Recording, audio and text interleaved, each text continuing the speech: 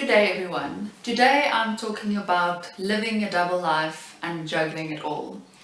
I'm a professional architect and musician, and some days I do feel a bit like Spider-Man having to change around between two different identities. I was asked to talk about this topic because I think a lot of people struggles with the reality of being a musician, performing but then also teaching, or performing and having kids, or performing and having another career, because I think it is a reality in most of our lives. There's a quotation that goes, "Architecture is frozen music," which for me clearly identifies why I had such a strong interest in both of them. Both of these really has a strong link, and they both speak of music, creating and evoking emotion. Both also rely strongly on your left brain and your right brain, that has quite an analytical but also creative approach. I had to choose what to study, and then it was obviously such a difficult decision being a musician and not knowing whether I should study it or not. But as it is sometimes quite tricky to make a career as a musician in South Africa, especially as a harpist with limited opportunities, I decided to venture on the artistic side and went to study architecture. I did, as a 17-year-old schoolgirl, promise myself that I would never let go of my music and that I would always keep on pursuing it and it wouldn't get lost along the way.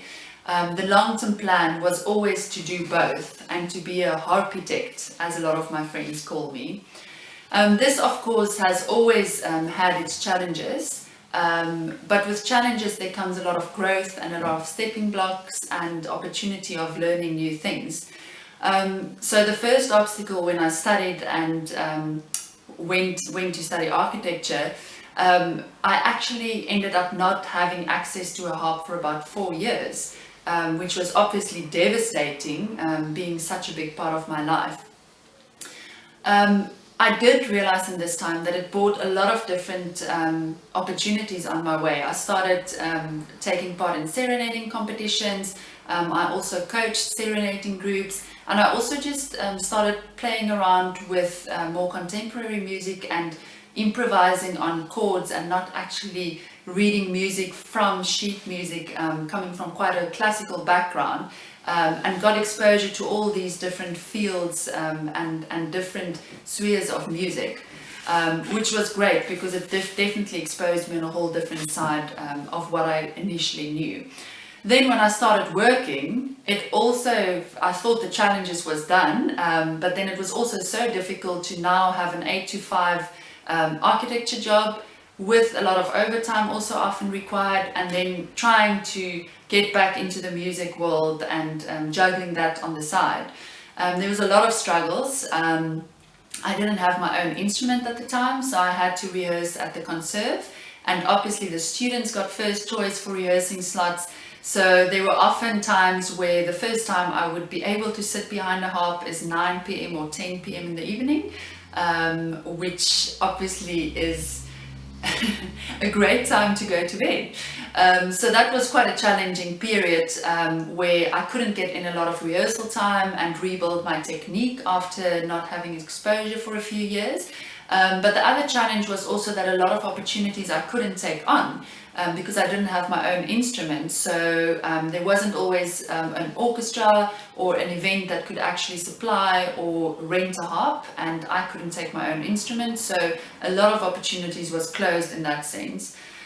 What I did learn during this first 3 or 4 years of my working life is that music definitely had to be a part of my life. At times I tried to make peace with just having an 8 to 5 job and not really playing that much, but it just never sat well, and I realized that my harpitect dream when I was younger had to become a reality. And with that I also realized that the sooner I bought a harp the better, because that would just open up a whole lot of opportunities and also just practical rehearsing time for me. Since then, I've managed to buy my own harp, regularly perform at different events with orchestras, and also arrange some concerts for the public, both in classical and contemporary music styles, which has been a great journey. And through this whole journey, I've learned that there are definitely two very important aspects of deciding to juggle this double life.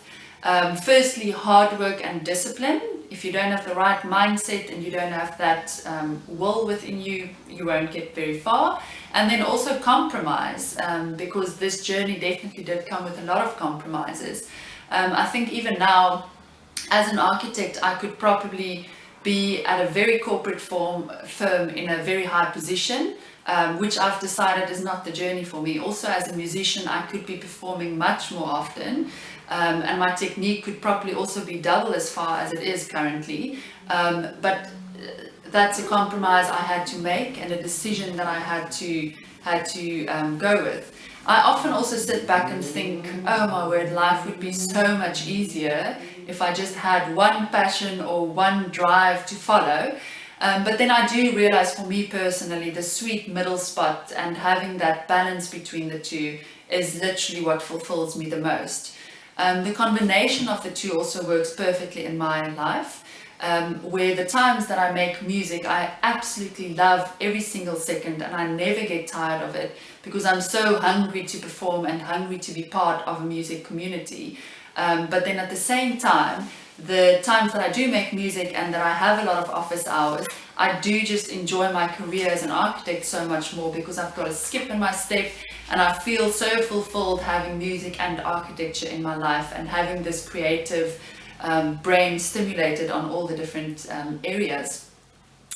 And then on a very practical note, I think for anyone that does want to pursue more than one thing at a time, I think it's very important to consider two strong elements. This is of course based on my personal experience. I'm not a guru or some kind of fancy career professor, but from my personal experience, I've learned that the first thing that's very important is your long-term vision. Where are you going? What do you want to do? How often do you want to play? Do you want to do classical music, contemporary music? Why are you doing music? What is the purpose behind pursuing this? And then on the other side, realizing what your strengths and weaknesses are. So I think music has two very important aspects. There's a very practical side, sitting down, rehearsing, and just playing your instrument. And then there is quite an analytical, mental side as well, where you need to plan ahead, you need to work out your fingering, understand the structure of the piece, and there's a lot of just mental prep work to be done. So firstly, I would like to just elaborate a bit on the vision. So I think vision is definitely very important, because this informs what you say yes for, and what you actually take on. I think one can easily overcommit if you don't have this clear vision of where you're going, and you could haphazardly just say yes and no for a lot of things. But as soon as you know you want to be a classical musician, or you want to play every week or once a month, or like every 4 months just for the fun, that definitely informs what you take on and what direction you go. Personally, I have a lot of trouble with this, because there's such a lot of elements of music styles and music genres, and just musical performances, whether it's solo or whether it's orchestral, that I absolutely love. So I need to clearly decide what I take on before actually saying yes for something. And yeah, I think it's very important to be intentional and focused about this. And whether you're just playing for leisure or whether you do want a musical career. I think also deciding on this vision definitely helps you in challenging times. So when you are tackling a difficult piece or a lot of repertoire that you need to learn in a very short time, one can often get very discouraged and just think, oh my word, why on earth am I doing this? It doesn't make sense. Whereas if you have this idea of where you're going and what you want to achieve and what you want to do, that definitely helps in these manic moments of stress and of just having to do a lot of things under a lot of pressure, and understanding why you're doing it and where you're going, and just seeing the light at the end of the tunnel. The other thing that I think is also very important is to create opportunities for yourself and be proactive. These things doesn't really get offered on a silver platter, very rarely. So if you do want to get into wedding gigs or into an orchestra or performing with friends or maybe composing music, it's very important to create these opportunities for yourself. and yeah, contact a lot of people, audition for an orchestra, arrange a concert, but not be scared to create opportunities for yourself, and how this forms part of your long-term vision. And then, whereas vision is very important, I think the next part, which I've mentioned, is identifying your strengths and weaknesses. And identifying whether you're a very practical person that finds it easy to sit behind your instrument and just play, or whether you are a bit of a planner and a bit more organized in terms of how you approach your rehearsal sessions, your music, etc. Personally, I am a big planner and I'm quite organized, and I know this is a strength that I have. And I think this is also very important for juggling these two careers. But I do find that I almost over-prepare sometimes by just sitting behind my instrument and tackling difficult parts. I find challenging, because that's almost like when things get real and you can't go with the one without the one or the other. So in terms of planning and just focusing on the mental part of being a musician, and whether this is a weakness or a strength, but I think it's very important the part that this plays, and especially when you want to juggle more than one thing. I think multitasking on a mental level is very important. A lot of people feel that multitasking could be bad and that you're not really present with what you're doing and you're just tackling a whole lot of different things.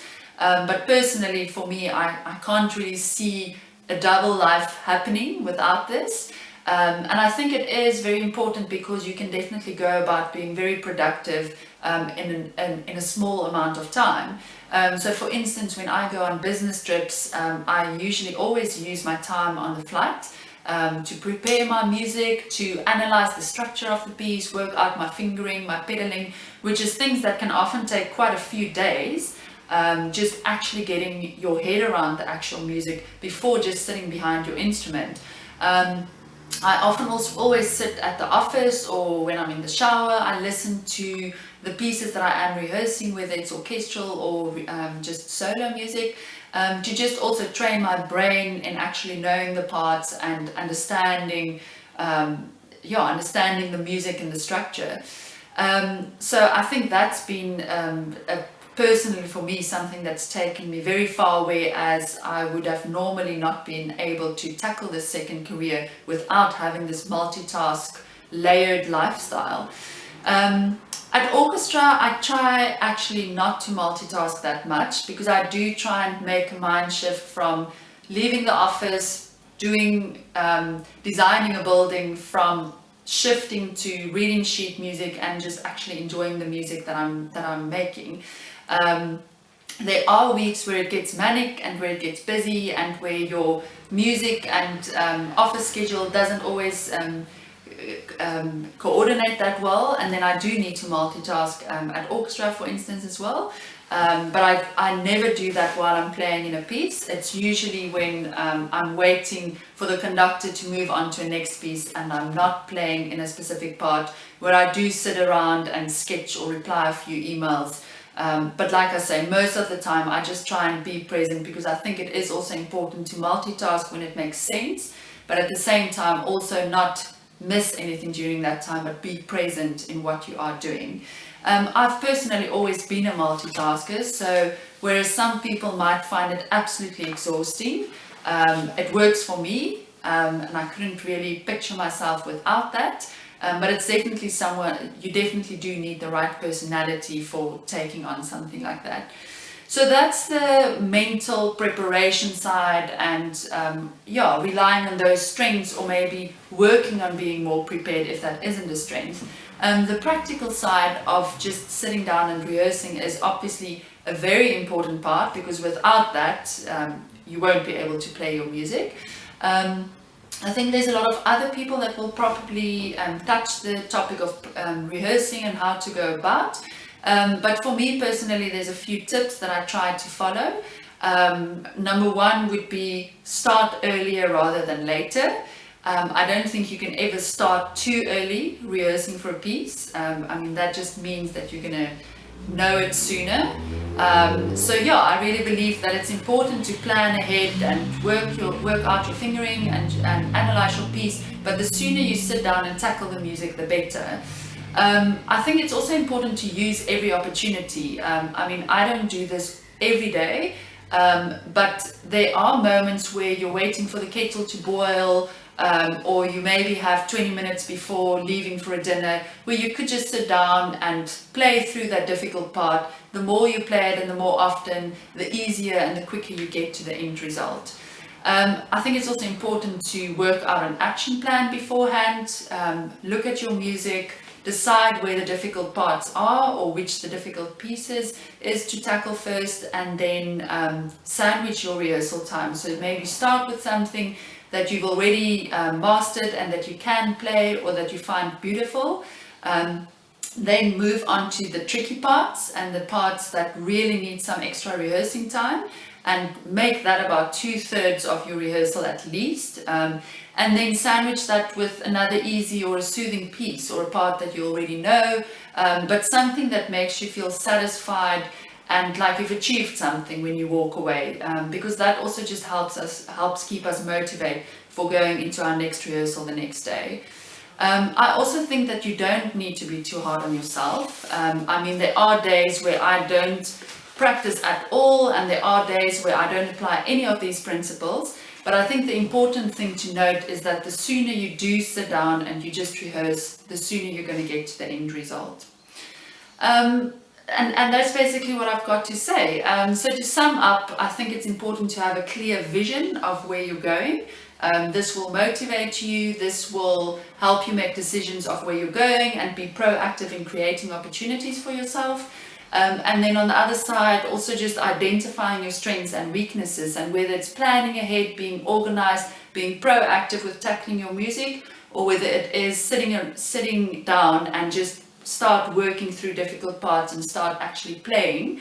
I think once you identify this, you can definitely draw on your strong side, but also tackle your weaker side, to get that perfect equilibrium between the two, to get to the end result that you're seeking. I think it is important to say that it's never easy juggling a double life. There are times where it can be exhausting, but the satisfaction is also so big and just so amazing, being able to do these both, these creative things and these like just creating beauty and music and design and architecture. I think it is important to remember there's manic weeks, there's a lot of compromises, and there's a lot of discipline and hard work required. And then most importantly, practice makes perfect. So the more you do this and the more you juggle this double life, the easier it becomes, and the more you know how to tackle difficult days and busy weeks. But at the same time, practice does also just make perfect. The more you practice, the closer you get to perfection. And then obviously, just also important to rest. You can't juggle these double lives and operate on 180 capacity the whole time. It's important to make space to rest and also just be present and enjoy what you are doing. And that's it from my side. If there are any questions or any comments or any ways that I can help further, please feel free to contact me via the platform, and I'd gladly assist. I hope you guys learned something from my personal experience, and I look forward to listening to the other speakers.